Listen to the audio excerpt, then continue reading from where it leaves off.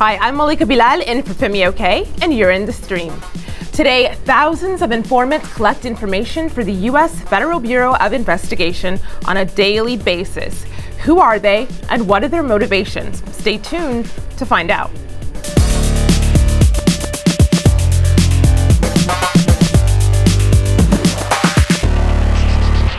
Filling in as digital producers, our very own Omar Badar. Omar, I know many of us in the Muslim American community have personal connections to this story. What are people online saying? I mean, we're getting a lot of personal accounts of involvement in this story, but there are certainly a lot of defenders of the way the FBI carries out these sort of tactics, but certainly the sentiment of the community seems to be leaning in the direction of being critical. So we have here on Facebook Safiya commenting saying, the US is an expert at creating threats, then warning people against those threats, then say a lot to eliminate the threats and end up with a Medal of Honor. So you can see that's a very cynical view of how the FBI carries out these operations. And then we have Ruwaida here, who speaks from personal experience, says in 2011, we discovered that the NYPD and FBI informants were regularly spying on our imam and local community in New Jersey, and it really shook us. So you can see how this is something that impacts people in their daily lives. For those of you at home, we know that you have personal thoughts on this as well, and we would like to hear those thoughts. So be sure to tweet them using the hashtag AJStream.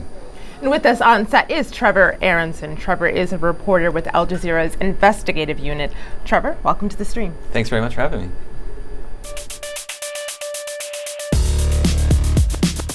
Hi, my name is Rula Muawad. I'm a journalist from Lebanon and I'm in the stream. The United States has spent billions of dollars on domestic counterterrorism operations since the attacks of 9/11. Many of these involved targeted informant-led stings. On any given day, more than 15,000 informants are collecting information for the U.S. Federal Bureau of Investigation, or FBI. They often work in Muslim communities, posing as members of groups like Al-Qaeda. They create plots and offer community members opportunities to get involved. So, who are these informants and what are their motivations? A new film by Al Jazeera's investigative unit goes inside the secret world of FBI informants and counterterrorism operations. Today we'll discuss the film and whether the work of informants is entrapment or prevention. To help us do that, we're also joined by Craig Monte, a former FBI informant whose story is detailed in the investigation.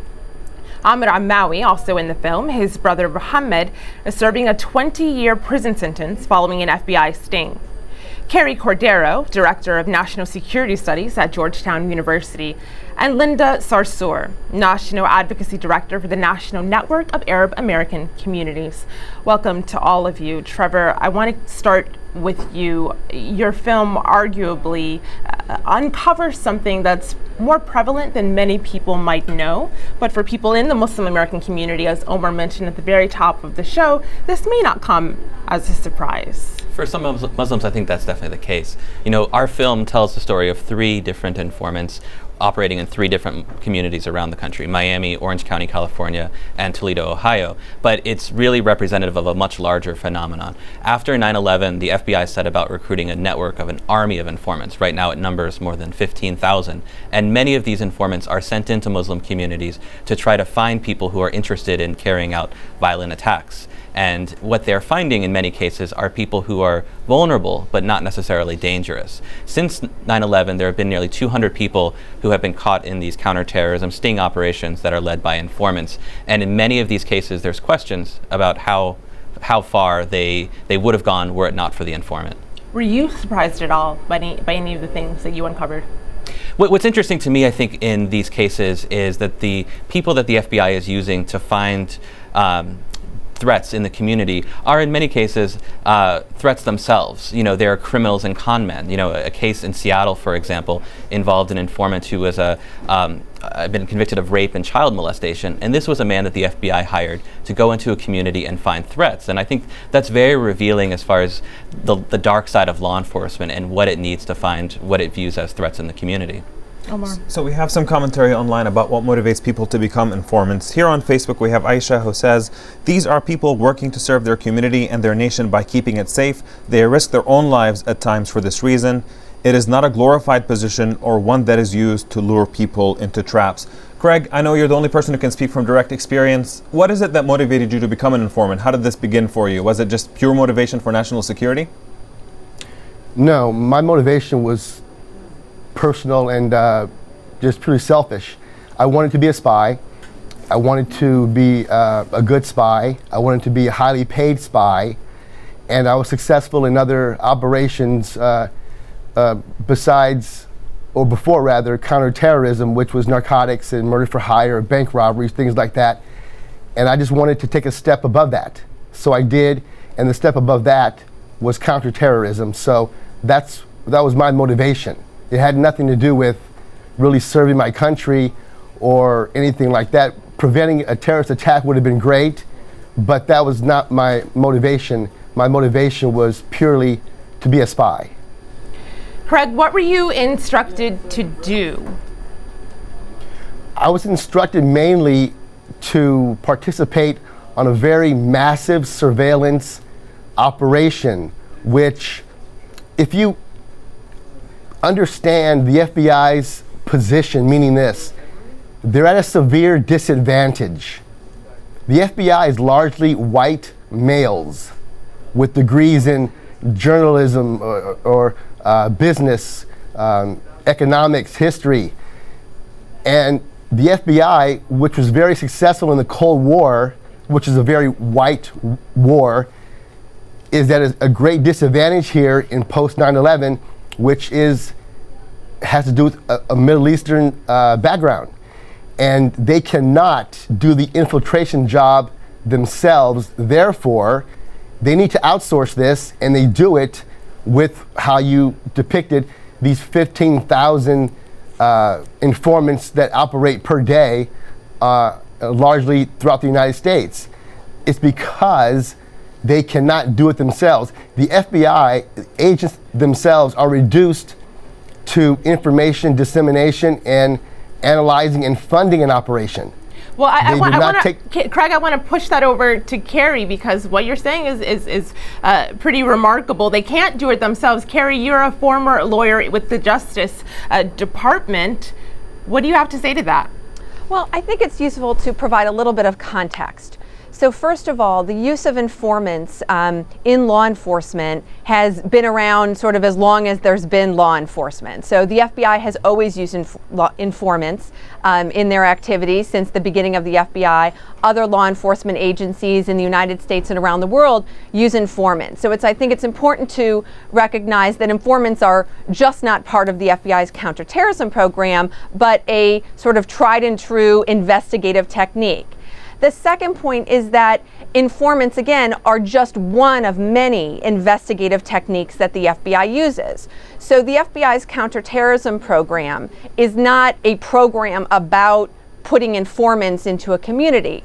The use of informants is just one tool, so to speak, that the FBI has in the context of its overall counterterrorism activities. So on this whole... I disagree. Go ahead. Craig, you disagree? What she said is somewhat accurate, but in post 9/11, although the FBI's informant program has always existed, it has not existed to this extent. It has not even close. That's very true. The FBI agents cannot speak Dari, Pashtun, Arabic, or Farsi. That is not in their DNA. And they don't learn it very well either. Well, so a second part of that context then does really pertain to the changing in the FBI mission, both pre and post September 11, 2001. So prior Absolutely. to September 11th, the FBI was primarily a law enforcement agency, and it was world-renowned for finding out how crimes were committing and conducting massive investigations and bringing people to justice. After September 11th, the FBI was given the mandate by the 9/11 Commission and others, and policy decisions were made that the FBI's new mandate was to prevent acts of terrorism. And so as part of that prevention mission, they do have an aggressive counterterrorism strategy, informants of which are just one Carrie, part. and what you're saying, I want to push this over to Trevor then, because this is in prevention. We're also talking about intent. Right, and I think it's, Carrie and Craig both make really good points, and I think it's important to put it in historical context. the number of informants that the FBI has always used informants. The number has ballooned greatly in the last few years. If you look at J. Edgar Hoover and COINTELPRO, the FBI had 1,500 informants. During the drug war, it had 8,000. Today, it has 15,000. It's the largest number of informants the FBI has ever had, and they are using them in greater degrees than ever before by sending them into communities looking for crimes before they occur, rather than the historical role of the FBI to investigate crimes after they occur. So specifically on that question, I mean, just to get it a little bit more personal, whether this practice is essentially entrapment or legitimate counterterrorism, we have Turtle here who tweets in saying, entrapment to capture people intent on committing acts of terror is not a problem for me. Goes on to say, if I can convince you to carry out a terrorist attack, then that ideology is already in you. Ahmed, I know you have personal experience with this. Your brother is serving a 20-year sentence because of that, essentially the use of informants. Do you believe that your brother was on the path to do something wrong anyway and that he was just caught for it? Or do you feel that the use of informants is essentially what drove him down that path? Well, first of all, it's the use of the informant. That's number one. Number two, if he wanted to do something, he was in Jordan for almost 8 months, 9 months, and he could have gone to Syria or anywhere, and it's really easy to do so. And the role of the informants right now is not to prevent, it's to create. So these three men, which is my brother and Wasim and the other guy, which is Marwan, they never ever met before they met Griffin, which is the informant. So if it was not for him, they would never even met. That's number one. Number two, during the whole investigation, they only met once. They had one conversation, like the three guys with Griffin. They met only once. So I don't understand what kind of plan somebody can do when he meets somebody only once in his life. So they're gonna create, a plot, then go overseas, then do all these terrorism acts, regardless of what's domestic or international. And Griffin, of course, for context, for those who have not yet watched the film, that being the name of the informant. I'm curious, so were there moments where you and your family members expressed suspicions, about Griffin, about this informant? Yes, actually, you can find that also in some of the recordings. Like my dad many times told him he's like an agent. So he actually warned him that Griffin being an agent. So he said, well, I'm not doing anything wrong. So they're gonna find out eventually that I'm not doing anything wrong. They're gonna leave me alone. So that's was he thinking about, that he's not doing anything wrong. It's just basically just talk and he expressing his opinion about what's going on in Iraq and in the war and all that. So he thought that by expressing his feelings or his thoughts, nothing's going to happen. So Linda, I want to bring you into this conversation. We have a video comment here from Layla from DC. Take a listen to this.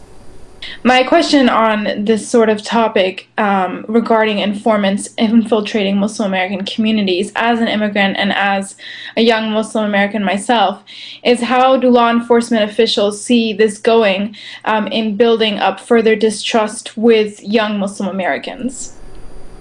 Linda, you're very active with the American Muslim community and Arab American community. Can you talk about that break of trust? Do you see it? Do you experience it because of the use of informants? Absolutely. And let's be clear here. This is not a question about informants and the usage of informants. The question here is how the informants are being utilized in Muslim communities. There's the ideology, and we've seen this in the bias training materials that have been used to train FBI agents, NSA, and local police departments, including the New York Police Department, that there's this idea that in the Muslim community we have more radicalization or the potential for radicalization than any other community. And while members of our community invite law enforcement agencies through the front door, we provide the platforms for them to speak to community members, to join us in Ramadan activities. What they're actually doing is sending us informants through the back door. And when we look at a lot of the cases that quote have been foiled, many of them have been foiled actually by information that was brought from the community to law enforcement. So the fact that the law enforcement agencies don't trust the community and don't see the building trust and meaningful relationship with Muslim communities as a way to counter terrorism is the most concerning. And what people will say in the community, whether people want to agree with it or not, they'll say, look, if the law enforcement agencies are not trusting us and infiltrating our institutions, and they're amongst us anyway, then why do we have to bring information to law enforcement? And the question is, do we do this in other communities? You know, do we infiltrate every Italian church or Italian organization in the country because we want to find out information about the mafia? Do we infiltrate every Central American organization or religious institution that's populated by this group because of we want to get information about drugs? I mean, we got to be clear here that there is targeting of Muslim Americans by all levels of law enforcement, and it is not ineffective. It's not an effective policy, and we saw that with the New York Police Department. The New York Police Department, with training and cooperation with FBI and CIA, unfortunately, they were mapping our community for how many years? You know, they were infiltrating our mosques, our student organizations. They got zero convictions of terrorism. They arrested 0 people based on this blanket surveillance of our community. So when are we going to stop using our taxpayer dollars? So Carrie, Linda's saying this doesn't work. Carrie, before you respond, though, I actually want to play a clip from the film. And this is from a former FBI agent who gives a good reason in his point of view for why this takes place and why informants are necessary. Have a listen to this. What if on a bad day they decided, yeah, I've had enough of this, and really, became to that point that I'm going to do something about it? You have information that's coming. Do you think the FBI should ignore it? I mean, should they? No. Carrie, he says, what if? Well, I think that's exactly right. You know, the FBI doesn't have the luxury in a post-9/11 environment to sort of sit back and wait to see how a plot evolves. They're supposed to disrupt. But that being said, the trust issue is a really important one. On the issue of entrapment, entrapment has, as a concept, as a legal matter, has again been around for decades. The Supreme Court has heard cases on entrapment in the law enforcement context for decades.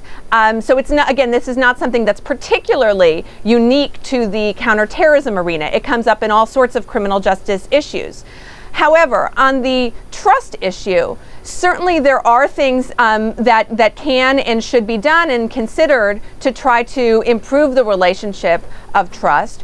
One of them was raised in a report that came out just this week from the members of the 9/11 Commission. So they issued a 10-year anniversary status update to their original report. And one of their findings in this update that just came out this week was that the U.S. government is not doing a good enough job of explaining that a counterterrorism threat still exists in this country and to what extent it exists. And so part of that story, I agree with that finding of the commission in their new report. Part of that story is the government doing a better job of explaining exactly why still in 2014 there is need for aggressive counterterrorism measures. I want to make a couple of points. I mean, one, on the threat of terrorism in the United States, no one is saying that it's no longer a threat, but I think context is really important. Since 9/11, more people have been killed by lone gunmen than by bomb-wielding people with al-Qaeda sympathies. And the truth is, touching on the entrapment issue, as Carrie notes, entrapment has been a part of our justice system from the beginning. It's a very difficult defense to put forward, but I think what's worth noting is that the government is able to control these cases to such a degree that they can play the cards a little bit when it comes to entrapment. And because the government controls these plots entirely, they find someone who says they want to commit an act of violence. Instead of, say, giving them a gun and say, go to a shopping mall and shoot someone in the knee, they give them a bomb, or what they believe is a bomb that is so large, even a sophisticated criminal organization couldn't obtain that. And that essentially overwhelms any empathy the jury would have, because here you have this man who pushed a button to detonate this bomb that would have killed thousands if it were real, but the truth is that it wasn't real. And a man who wouldn't be able to get that bomb, were it not for the FBI. Right. And there has yet to be a case. The FBI fears that one day one of these people will meet a real al-Qaeda recruiter who says, hey, here's a bomb. And that hasn't happened yet. And so the FBI is essentially defending against a fantasy, while at the same time the people who have been truly dangerous, Fajr Shahzad, for example, who delivered bombs at Times Square, or most recently the Boston Marathon bombers, those people weren't people who were caught in FBI stings or otherwise identified through these 15,000 informants.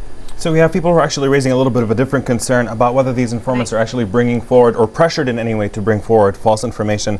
Susan Roy just tweeted into the show saying asking essentially whether informants get paid based on the arrests they make and whether essentially by getting more results, whether they get more money. And Race, one of our producers, also raises a similar question about whether there are ever cases where informants are pressured by community members to falsely bring false information forward in order to protect themselves. Craig, are you familiar with any such cases? Did you ever feel that there was pressure to achieve results even if the threat was not real? Absolutely. Counterterrorism operations, from an informant perspective, when you deal with FBI handlers, is completely motivated by money. There's a lot of bonuses involved in your information, and therefore you hone in on what they want you to do and produce information based on how they're going to pay you as you give them this information. Linda, I know you've been trying to respond, Linda, actually, and so I want to bring up, before I go to you, Linda, this report that came out this week, Monday, from Human Rights Watch. In it, they say, restrict the use of FBI informants in investigations and ensure that they are subject to robust oversight. Do not send informants into communities absent suspicion of wrongdoing. That's their recommendations, Human Rights Watch, their report. Linda, is there any reason at all for your community to trust the FBI, to trust authorities when they come to you? Look, I just wanted to answer also the previous question. We've had clients who have gotten into trouble with the law on minor infractions, and they would come to us and say, look, I have this, law enforcement handler, whether they're FBI or local law enforcement, telling me, if you work for us, we'll make this all go away. And I have people who've come and told me, if they have green cards or if they're on the way to get a green card, that they've been threatened to even get their immigration status tampered with if they weren't to cooperate with law enforcement. So you have to remember that these people who are not all, but many, especially those who come from our community, are being not only forced to potentially provide false information, but they're also forced to be informants and being threatened on things that are their livelihood, like their children, their immigration status, being deported. And I also want to make the point that if you look historically at some of the recent cases, quote, focal plots, let's look at the people who are behind bars right now. They're not people who are engaged in the community or are people that are like law-abiding citizens in our mosques. Most often they're people who have mental illnesses, they're ex-convicts, they're people who are vulnerable, they're people who've been ostracized from their families or from their communities. They're people who are trying to find their place. They might be young. Like they're making it sound like, they're finding, stellar doctors in our community, or, taxi cab drivers with 6 kids who are trying to make it in the U.S., that are trying to commit terrorist attacks all over the place. That is not the case. And the other thing I want to point out too is not only the entrapment in the law enforcement, the fact that our people get convicted under secret information. We have people right now that are behind bars, and our community and their families don't even know why they're convicted, because there's some sort of secret evidence that the government has brought in, and most often it's evidence that is brought in by informants. This is not justice. The Bureau of Prisons has the communication management units that are being occupied by more than 85% Muslims. We are not even 2% of the population. So I think my perspective is that there has been 2 justice systems created in this country right now as we speak. One is for Muslims and one is for everybody Linda, else. I want to pause you there because I want a response from Carrie before we go. Carrie, she says there's 2 justice systems. Yeah, I mean, the issue, she raised a few different issues that are in the Human Rights Watch report. The Human Rights Watch report analyzed over a couple dozen cases. The cases are very different, and a small number of them do pertain to individuals where it has been suggested perhaps there was a mental illness or a competency issue. But again, that's the type of issue that is a legitimate issue, but for our criminal justice system overall, it's not necessarily specific to the counterterrorism arena. Mental health issues and competency issues are present in the criminal justice as an issue as well. An additional point is that... Carrie, I'm going to actually hold you there for that next point. We'll have to pause the conversation, pick it up in our post show where we'll talk about alternatives to this. I have just enough time to tell you about our next show, though. I'm off for a few days, but Femi will be back to discuss the Ebola virus that's claimed more than 600 lives in West Africa. What can be done to stop the biggest outbreak of Ebola in history? Until then, we'll see you online where the post show continues at stream.aljazeera.com.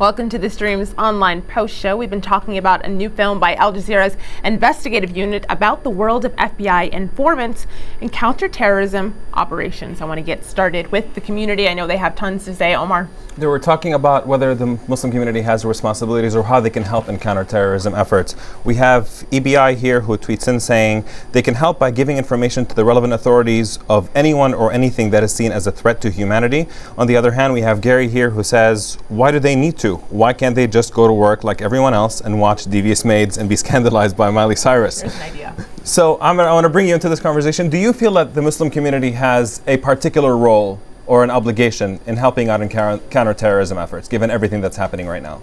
Yeah, of course. I mean, like that's the main thing, is to build the trust between the Muslim community and government. I mean, we have people like the government actually send in informants inside the mosque and basically just try to maybe ask about people's opinions or anything like that. Then start building investigation. Nobody's going to trust the government anymore. So that's the main thing, is just like you need to build the trust in the community. It automatically will start communicating and informing the authorities if there's anything is suspicious, and it happened. Even though right now, there's so many reports like where the community actually called in the FBI to report some informants because of what they say. And Amir, just one more thing, since on the topic of your personal story with your brother, we have also another tweet here from one of our producers, Jennifer, who asks, do you and your family regret immigrating to the U.S. after what happened to your brother? Well, yes and no. I mean, right now, recently, just what happened is my younger brother actually watched the program, watched that documentary, and he was in shock because after they granted him the visa and they brought him all the way here to the United States, and we paid all the fees and the airline tickets, between Canada and Detroit, one of the informants was shown in the documentary actually sat with my brother and started asking him a question. Then they, after he got to Detroit, they arrested him for 5 days and they deported him back and revoked his visa.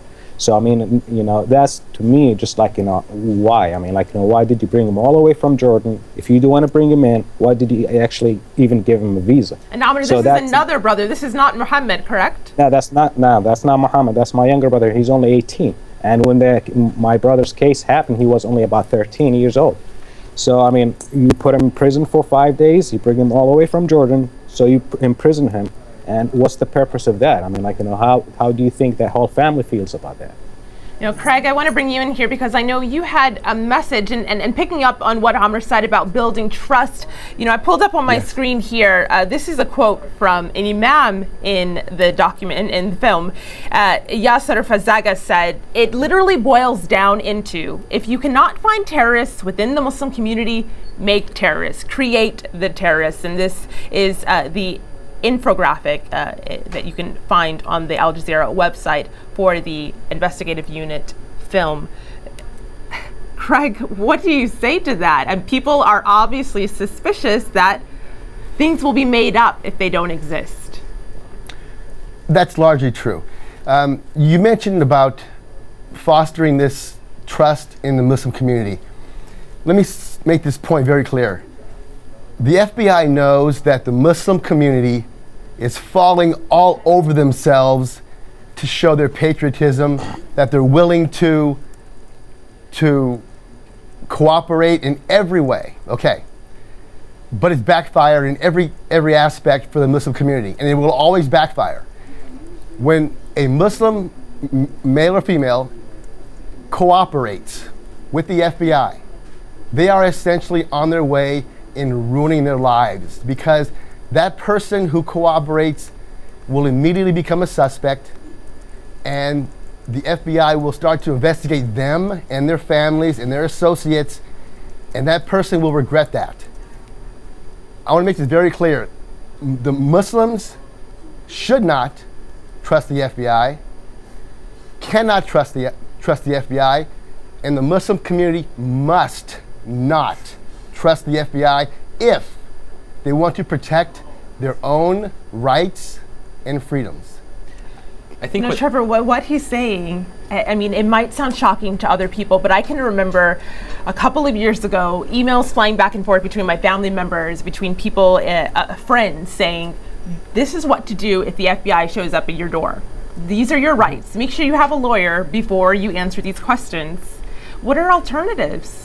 I think this raises a couple of issues. One is how Muslims need to protect themselves and their rights. If you look at prosecutions of Muslims after 9/11, there's a large number of what are called 1001 violations, which is lying to the FBI. You may not be aware, but it's a felony to lie to an FBI agent, and often it'll be two agents in a room talking to you without a recording, and you can imagine the chips will be stacked against you in that sense. So many civil rights groups, such as Muslim Advocates, the Council on American Islamic Relations, advise Muslims not to talk to the FBI unless they have legal counsel present. At the same time, the larger issue I think this raises for law enforcement is the chilling effect this creates in the Muslim community. You know, the best line for law enforcement is getting information directly from the community, from the religious leaders, from the business leaders. And when that is chilled, you're essentially limiting your information to paid informants who are economically incentivized to find information. And that information is, for that reason, somewhat tainted because they have an economic incentive to provide it. And the people who are most interested in protecting their community, the religious leaders, the business leaders, they are concerned about even approaching the FBI for fear that they'll become a target, for fear that they'll be recruited as informants. And specifically on those fears, we have people also tweeting in. Manus here says, FBI informants frighten Muslims from being vocal. It leaves them unable to challenge the established U.S. political elite. And we have Evan here who also says, FBI uses informants to terrorize Muslims, Arabs, and activist communities. Carrie, even if you support the actual policies, you can at least say that there is obviously an image problem with current policies. Do you think it's just a public relations problem, or do you feel like there's something substantive in those very counterterrorism policies that has to change in order to rebuild that trust? Well, two thoughts. First of all, I think it's important to distinguish between sort of the FBI national policy that comes from the Justice Department and FBI versus what perhaps might be one informant's experience with his local office or his local handlers. And so one person's optic is not necessarily representative of what happens in all 56 FBI field offices or at a national policy level. Second, what I think something that the FBI or the Justice Department can do is they clearly need to be doing a better job of explaining the rules that govern the use of informants and how counterterrorism investigations are conducted. For example, counterterrorism investigations cannot be conducted solely on the basis of First Amendment activity. That's according to rules established by the Attorney General. There are also very specific rules that govern the use of confidential informants. So I'm afraid that there is a perception that this is sort of a ruleless and lawless activity, when in fact there are very significant and rigorous rules in place, but perhaps the government hasn't done a very good job of explaining them. How about secret evidence? No. Wait, can I add that? Carrie, it looks like that sparked a lot of reaction. Linda, you go ahead. Yeah, I just wanted to say on the guidelines, yes, there are guidelines. This is not ruleless and lawless, but let's be clear here. The FBI and the Attorney General guidelines right now, as we speak today, do not protect national origin and religion, right? So our government can, by law, target communities based on religion and national origin because they are not protected categories in the current guidelines. We heard recently that the Attorney General was supposed to amend them, change them, add. They haven't done that yet. So these national security loopholes are creating this ruleless, lawless policies when it comes to the Muslim community, and that's something that's fact, and we've read about it in the New York Times, and we know the guidelines very well as people who do this work every day. So targeting Muslims looks like it's legal to me based on the guidelines. Building on that, if I may, Carrie pointed out, which a lot of Justice Department officials do, that they are not allowed to begin an investigation or predicate an investigation on First Amendment protected activities. That is the policy. In the reality, in some of the cases I've seen, that isn't the case. There was a man named Antonio Martinez who was targeted in a sting operation in Baltimore, and the reason, according to the FBI affidavit, that was predicated was an FBI informant came to the FBI and said he was posting these messages on Facebook that were inflammatory, that were unpopular speech, but again, were First Amendment protected activity. And according to the FBI affidavit, that's the reason they assigned the informant to get to know him. So I think there are cases we can point to show that the Justice Department is using First Amendment protected activities to target Muslims in counterterrorism operations. I know that there is much more to say. I'm going to give the very last word, of course, to the community. Omar, what are they saying? I can give you a sense of the disagreement that still goes on online. William here on Facebook says, every country monitors groups susceptible to extremists. It's called anti-crime and counterterrorism operations. Move on, there's nothing to see here. On the other hand, we have Malik here who says, the use of informants seems to be counterproductive, and its purpose seems to be to create, not stop potential terrorists, is coercion through money. So that discussion, of course, is still going on. I saw Linda smiling at that first one. I know she has something to say. You can see it online. Clearly, this film has sparked a strong reaction. So you can watch it on aljazeera.com. It's called Informants. You can follow the story with hashtag FBI Informants. Now, on Monday's show, I'm off for a few days, but Femi will be back to discuss the Ebola virus that's claimed more than 600 lives in West Africa. What can be done to stop what's become the biggest outbreak of Ebola in history? Send us your thoughts on that. Until then, we'll see you online. Thanks for watching.